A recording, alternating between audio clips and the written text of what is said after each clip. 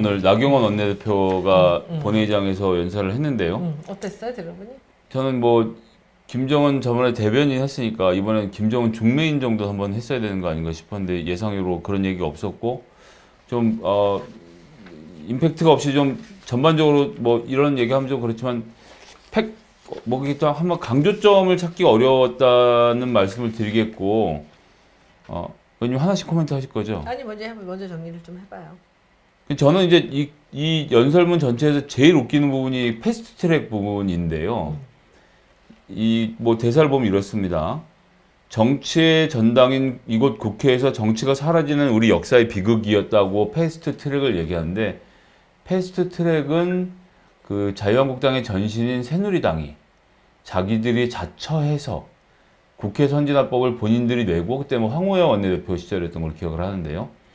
패스트트랙을 자기들이 만든 법입니다. 그래서 기존의 방법보다 훨씬 어렵게 통과하게 만들어서 여당이 다 과반수를 넘어도 되지 않게 더 과반수보다 더 많은 국회의원들의 지지를 얻었을 때만 가능하게 제도를 만들어 놓은 것이었거든요.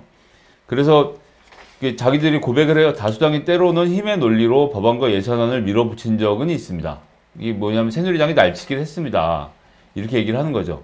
했는데 선거제만큼은 여야 합의로 바꿔왔다라고 이야기를 하면서 의회 민주주의의 근간을 이룬 불문율인데 야당을 무력화시킨다고 하는데 패스트트랙을 저희가 야당이랑 했잖아요. 바른미래당, 민주평화당, 정의당과 함께 패스트트랙을 동의했는데 여기서 무슨 야당을 무력화시켰다라는 것인지 알 수 없고 그 다음에 더 중요하게는 이 패스트트랙을 통해서 선거법이 지금 안대로 개정이 되면 민주당은 더 쪼그라들죠. 현재 의석수보다 시뮬레이션 아무리 돌려도 쪼그라듭니다. 자유한국당도 좀 작아지지만 그러니까. 가운데 있는 수많은 야당들의 포션이 늘어나는 거죠. 그렇게 되면 야당이 커지는 거예요. 야당이 커져서 민주당이 집권당이라고 하더라도 야당과 협치를 하지 않으면 절대 정치를 할 수 없는 구조로 바뀌는 겁니다. 다만 예전처럼 제1야당이 모든 이니셔티브를 줬던 것에서 벗어나서 합종연행 서로 뜻을 맞춰가면서 여러 가지 다양한 형태의 정치가 일어나는 그림을 그렸기 때문에 이해찬 대표도 이것에 합의를 하고 민주당의 희생을 각오하고 패스트트랙을 시작한 거거든요. 야당의 도움을 받아서. 그런데 이것이 야당 탄압이라고 주장하는 건 참 저로서는 이 부분이 가장 좀 어이가 없었습니다. 그 정치인이 되고 나서 이 대변인이라든지 각 당에 그리고 서로들 주고받는 그 정쟁 아주 험한 말들 속에서 이 사람들이 싸우잖아. 늘 싸우는데 근데 이 사람들이 상당히 그 워딩이라든지 포인트들을 잘못 잡는구나라는 생각을 많이 했어요. 내가 프레임. 예. 프레임뿐 아니라 프레임은 상대방한테 그냥 그 자기적으로 억지로 씌우기 위한 이제 올감인데 그게 아니라 왜 이 사람 상대방의 약점들을 딱 찍어가지고 그것을 해치지 못하는지 그리고 공격을 못해요. 의원님이 브랜드 일을 오래 하셔서 상대 브랜드의 약점을 딱 집어갖고 본인 브랜드를 키우는 방법을 알아서 그러신 거 아니세요? 제가 오늘 나경원 그 원내대표의 연설을 한번 분석을 해볼게요. 아주 짧게 저는 이것을 이제 오늘 방송을 하려고 정리를 이렇게 쭉 하면서 참 어이없다라는 생각을 했어요. 근데 그러고 나서 이제 마무리로 결론으로 제가 이제 지은 내용은 뭐냐면 그 초딩생처럼 원고를 읽었어요. 그랬죠. 네, 원고를 한자도 틀리지 않고 또박또박 잘 읽어야 되겠다라는 그냥 눈을 부릅뜨고 천천히 읽는데 그래서 어떤 결과가 났냐면 전혀 진정성이라든지 그 내용이 전달이 안 됐다는 얘기예요. 그런데 중간에 또 버벅거리면서 몇 번 틀렸어. 우리 나중에 그 틀린 부분만 모아가지고 영상 하나 만들어서 올립시다. 그 잘못 읽는 거. 나는 어제 이인영 대표가 한 2군데 정도 이렇게 잘못 읽어서 앞에다가 프롬프터까지 해놓고서 왜 잘못 읽지 했는데 오늘은 4개인가 5개를 잘못 읽더라고요. 근데 이 사람이 나름대로 천천히 또박또박 읽으려고 애를 썼어요. 근데 이 연설문 자체도 처음부터 끝까지 정말 너무 웃기게 말도 안 되는 얘기였던 게 지난번에 왜 땀 뻘뻘 흘리면서 김정은의 대변인 노릇을 한다고 그럴 때 소리 지르고 난리 쳤을 때가 훨씬 더 전달력이 좋았어요. 그리고 그때는 엄청나게 어필을 했죠.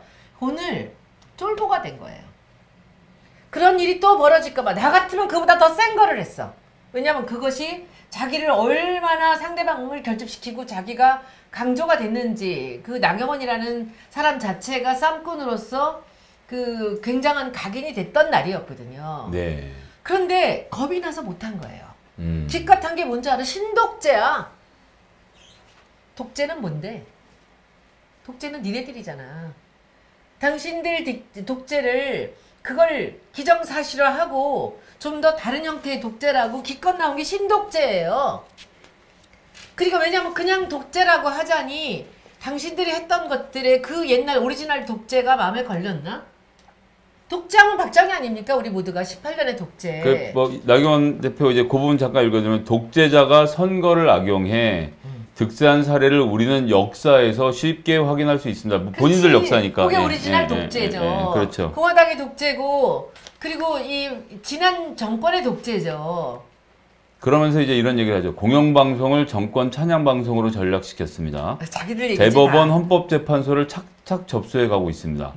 이게 지금 박근혜가 착착 접수했던 이 국가 기관 조직들을 정상화시키고 있는 과정인데 여기 있는 모든 것들을 다 자기들이 했던 일들 뺏긴 그 기득권에 대한 거예요. 자기들 시각으로 바라보면 그럴 수 있겠죠. 너무 웃기는 게 말 하나 제대로 뭔가 뼈아프게 이쪽에서 그 공격을 받을 만한 걸 하나도 못하고 천천히 초딩생같이 또박또박 영혼 없는 그 원고를 읽어나간 그런 연설이었다고 볼 수 있고요. 그리고 기가 막힌 게 난 저걸 보면서 저렇게 전달력이 없고 자기 진정성을 표현하지 못하고 읽어내려가는 속에서 저 사람의 사선은 도대체 어떤 과정을 통해서 된 건가. 그리고도 앞으로 자기가 시장을 넘보고 더 큰 그 정치가가 되기를 넘본다는 것 자체가 이 좋은 기회를 제대로 이용하지 못했다라는 생각이 들었고요. 그리고 또 이 말 배우는 어린애가 하는 거 있지 않습니까? 나는 그거 보고 너무 웃겨서 처음에 앞에서부터 표지부터 나오는데 그 뭔지 알아요? 오늘 처음 나온 말? 모르겠는데요. 붉은 수돗물. 붉은 얘기 그렇죠. 수돗물 얘기 먼저 했죠. 그게 지금 원내대표 지금 연설에서 처음 시작부터 해야 될 말입니까? 저 같으면요. 처음부터 끝까지 경제 얘기만 했을 것 같아요. 처음부터 끝까지. 그런데 욕심이 나는 거예요. 욕심이 나니까 이것도 저것도 건드려 보면서 화장을 뭐 기가 막힌 메이크업을 하고 그리고는 왠지 그 기가 막히게 알아보시더라고요. 난 앞에서 봤으니까. 네. 앞에서 봤으니까 우리는 메이크업을 하고 다니는 사람이기 때문에 알죠. 제가 누구라고 말 못하겠지만 지난번에 청문할 때도 모 의원님 화장하고 오시는 걸 딱 보더니 저건 얼마짜리야라고 저한테 딱 가르쳐 주시는데. 예. 그게 이제 사실은 붉은 수돗물 얘기를 하는데 그 수돗물에 그 관을 깔고 그동안 관리를 했던 게 누군지 저는 참 이 사람들이 이렇게 진짜 말 배우는 어린애들 있잖아요. 새로운 말 하나 배우면 계속 써먹는 거 이런 식으로 하는 연설을 보면서 너무 어이가 없었는데 이제 이 연설에서 보면요. 크게 보면 이제 4가지로 큰 줄기가 있습니다. 그게 뭐냐면 첫째는 기업에 대한 러브콜이에요. 기업은 영원한 우리 편이다. 요즘에 그 트럼프 와가지고 같이 그 대통령하고 여기서 들어가서 이제 다들 같이 회의하고 하는 걸 만찬하는 걸 보면서 불안을 느낀 거죠. 그래서 이 기업들아, 당신들의 영원한 그 수호자는 우리야. 우리가 너네들 옆에 있어야지. 하는 것이 이제 첫째였어요. 이게 2페이지에 걸쳐서 기업에 대한 찬양이 나옵니다. 그 다음에는 놀라운 일이 있죠. 난 그때 이게 너무 이상했어. 너무 웃겼던 게 어떤 얘기가 나오냐면은 이제 서서히 본론을 향해 가는데 일본 얘기가 나와요. 꽤 오래 했죠. 그런데 일본 얘기 시작이 뭔지 아세요? 일본 정부는 즉각 통상 보복을 철회하십시오. 딱 한 줄. 그 뒤부터 뭐가 나오는지 아세요? 이 진짜 이것은 제가 붙이는 말이 아니고 늘 나오는 단어를 저도 사용을 하겠습니다. 이 토착 외고의 살신 성인이 이제 그때부터 시작이 되는 거예요. 되는데 정말 그 앞부분에 통상 보복을 철회하라는 형식적인 헤드라인 하나를 넣더니 그 다음부터 마치 아베를 대신해서 그 자리에 서 있는 듯한 얘기로 장장 2페이지 동안을 1페이지 반 정도가 넘는 동안을 얘기를 합니다. 여기에 보면 미래지향적 한일관계 그리고 이 다차원 다채널 나 좀 보내줘. 우리가 할게 하는 내용들이에요. 그리고 나보고 올해 아닐까요? 그리고 우리가 나서서 일본을 달래볼게. 뭐 이런 얘기들이에요. 맞아요. 그리고는 이 내용들, 일본에 관련된 내용들을 앞부분에 한마디 슬쩍 이 철회하라는 얘기를 하더니 그 뒤로 정말 다채널 그리고 이 다각도 다차원 이렇게 말을 하면서 미래 뭐 이런 얘기를 하는 게 일본은 우리가 담당하는 게 좋지 않겠어? 라는 이런 거예요. 그런 얘기들. 그리고 저는 그 문재인 대통령에 대해서도 굉장히 독특한 그런 이제 스탠스를 좀 볼 수가 있었는데 그건 여러분들이 보시고 판단해 보시고요. 그리고 나서 이제 친기업에서 했던 내용들 한번 보세요. 오늘 여기 또 새로운 말이 나옵니다. 난 이거 보고도 너무 웃었어. 난 이거 쓰면서도 너무 웃겨갖고 기업가 정신 르네상스라는 제목이에요. 그러니까 예, 그렇게 기업가 얘기했죠. 정신 르네상스라는 제목인데 그 밑에 뭐가 나오냐면 저는 이걸 보고 기업가 정신 르네상스라는 그 제목을 보면서 이들의 고민을 봤어요. 기업가라고 얘기하려니 너무 친기업을 얘기하는 것 같잖아요. 그러니까 기업가 정신을 정신만, 얘기하는데 예. 그것을 바로 밑에 칸에서 다시 못 참고 기업가가 나와요. 영원히 기업은 우리 편이다. 이 두 번째 딱 나와요. 기업은 우리 편이다. 이게 도대체 무슨 얘기? 자기들이 그 친기업이라는 얘기들이 그 뒤에 계속 강조가 돼서 나옵니다. 처음에는 정신이 나오더니 기업가 정신 르네상스에서 기업가 정신으로 뭐 젊은이들이 어떻게 해야 되고 어떻게 이렇게 해야지 된다라고 생각을 했는데 뒤에 그게 아니에요. 그 자기들의 친기업 그리고 그리고 또 하나 바로 다음 문장이 뭐냐면 정부와 정치권이 기업인을 존중하는 문화를 만들어야 된다고 합니다. 정부와 정치권이 기업 정신이 아니고 기업인을 존중해야 된다는 거예요.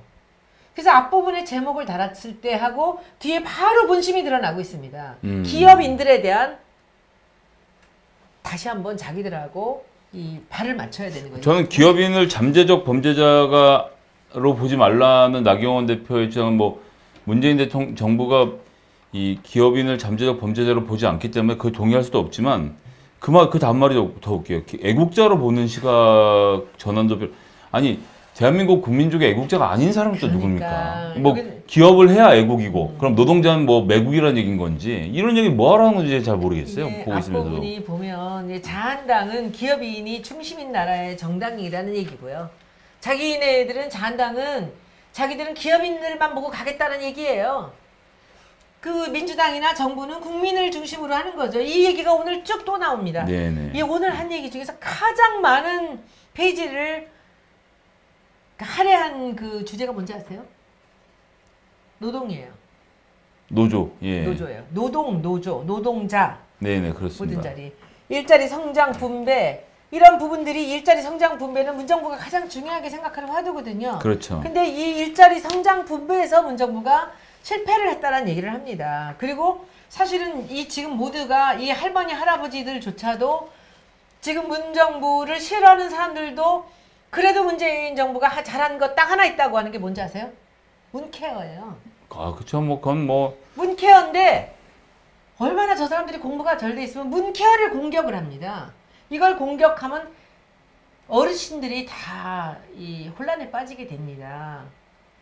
이 노인연금은 물론이고 지금 그 치매 노인과 그리고 지금 여러 가지 뭐 이 간병인 비용까지 해서 지금 문케어에서 지금 그 준비하고 있는 것들은 거의가 사회적 약자를 위한 그리고 노인을 위한 것들이 이게 거의 대부분이거든요. 딱히 약자라고도 할 수 없는 게 사실 지금은 안 그렇지만 10년 전만 해도 가족 중에 한 사람만 암 걸려도 진짜 말 그대로 집안을 들어먹는 경우들이 있었거든요. 근데 지금 이제 문케어까지 완성이 되고 나면 이제 저 같은 사람들이 그런 건 피부로 와닿는 게 집에 지금 아픈 사람은 없지만 예를 들어 제가 아파지더라도 나머지 가족들이 저 때문에 집을 팔고 어디론가 쫓겨나가야 된다는 불안함은 없으니까 그것이 삶의 질을 높여주는 데는 큰 도움을 준다고 생각하거든요. 그리고 논리적으로 이렇게 봐서도 일자리 성장 분배에다가 이 문케어 같은 것들을 이렇게 막 폄하하면서 공격을 하는데 이것은 길 가는 어린애를 붙잡고 물어봐도 너무 뻔한 문재인 정부가 가장 잘하고 있는 일입니다.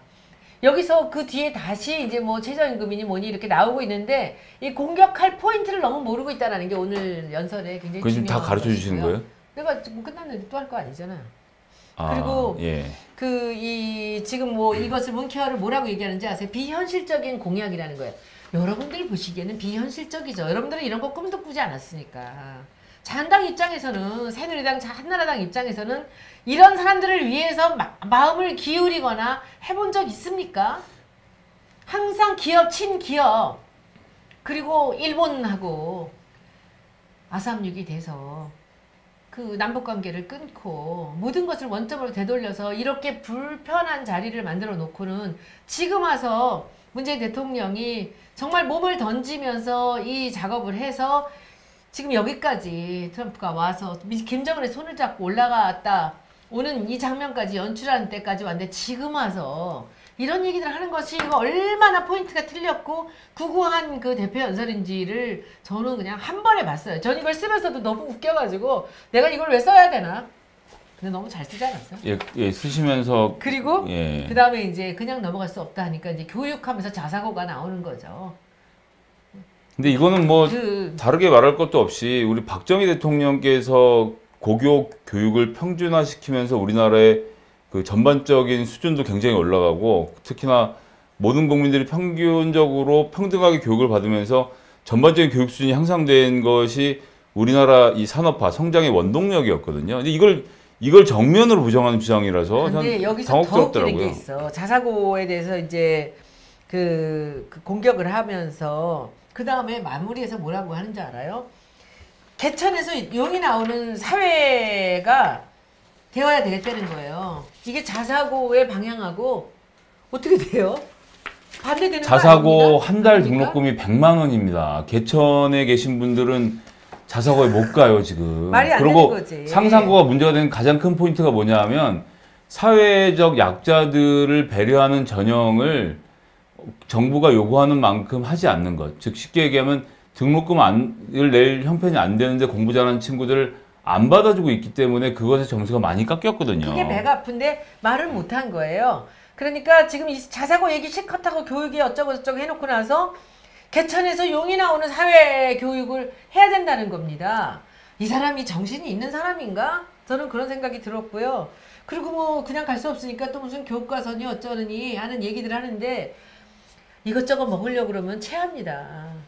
하나 똑바로 잘 붙잡고 하셔야죠. 그 정도 감각도 없이 무슨 원내대표 하십니까? 경제만 갖고 얘기하십시오. 경제만 갖고. 손혜원 의원님은 소고기만 갖고 딱 드시고 다른 반찬 안 야채도 잘 드시고. 먹어요. 예. 아니 저는 야채를 좋아하고 그러는데 이제 닭고기를 안 먹는다고 이 구박을 하고 있어. 내 친구들이 오늘 뭐 제가 언제 구박을 아니 했습니까? 나는 오늘 이게 이 많은 분들이 보시는데 이런 말씀 제가 정말 오늘 저녁에 또 무슨 약속이 있어가지고 가야 되는데 친구들이 남산 걷기 7주년 기념이라고 저녁 때 와서 밥을 먹재요. 치맥. 아 치맥 안 해. 친구들은 예. 술 안 마시니까. 근데 어디 모여서 이제 그 걷고 나서 제가 만들어 놓은 거예요 옛날에. 그 남산 걷기를 했는데 그게 한 주도 안 빠지고 7년을 했어요. 오늘 7년째 되는 대단해요, 날이라고. 진짜. 예. 오늘 저녁 모이는데 혹시 와줄 수 있어 와줄 수 없느냐라고 하는데 삼계탕. 어떻게 알아? 이것들이 미치지 않았으면 전복 삼계탕을 한다는 거야. 제가 닭을 안 먹어요. 왜냐면 조류를 안 드시죠. 근데 거기 있는 애들이 되게 다 내가 닭을 안 먹는 줄 아는데 나더러 오라 그러면서 7주년 메뉴를 갖고 아니, 나를 꼬시는데 전복 삼계탕이라는 거야. 뭐야 이게. 창립자에 대한 모독 아닙니까 이건? 그러니까. 그래서 안 가요. 못 가지만. 어떻게 나를 그걸로 차라리 무슨 뭐 도토리 무침을 했다 그러면 내가 모를까. 오이를 많이 넣었다 그러면 이러면 내가 가는데 무슨 삼계탕. 왜 삼계탕 얘기했어 근데? 아니 정말 기가 막혀. 걸었으니까 여름이고 보양해야 되고 그럼 이제 떠오르는 지금 그랬어. 그 어른들끼리 모여서 치맥을 드실 리는 없으니까. 예. 정쟁이라는 거는 항상 상대방의 약점을 치고 들어가야 됩니다. 그리고 항상 야 방송 비공개로 돌려야 되겠다. 이거 너무 많은 걸 가르쳐 자기가 주시는데. 승기를 잡고 이렇게 딱 가야 되는데 여기서는 정말 포인트가 너무 틀린 거죠. 그러니까 일본 얘기 너무 하고 싶었겠지. 자사고 얘기하고 싶었겠죠. 그리고 또 뭐 여러 가지 공격하고 싶었겠죠. 그리고 기업에 또 러브콜 보내야 되니까. 그러나 공격은 이렇게 하는 게 아닙니다. 그리고 제대로 돼서 정말 사람들이 와글와글 일어날 만한 얘기 한마디도 못하고 이렇게 갔어요. 그래서 오늘은 딱 한 번 우리 민주당 의원들이 약간의 그 웅성웅성하는 소동이라는 게 딱 한 번, 어제는 5번 정도 그렇게 됐었는데 오늘은 어떨 때 했느냐면은 이게 오늘 뭔지 알아? 딱 한 번에 소요가 일어난 게? 아 진짜 나 너무 웃겨갖고 빠루와 해머였어요. 빠루와 해머 부분에서 자한당에서 박수를 쳤어요. 다도 안 쳤어. 창피해서 민망해서 다 못 치고 일부가 박수를 쳤고 또 민주당에서 몇 사람들이 그 빠루를 들고 있었던 게 누구냐고 그 사진 좀 올려. 빠루와 해머 알았죠?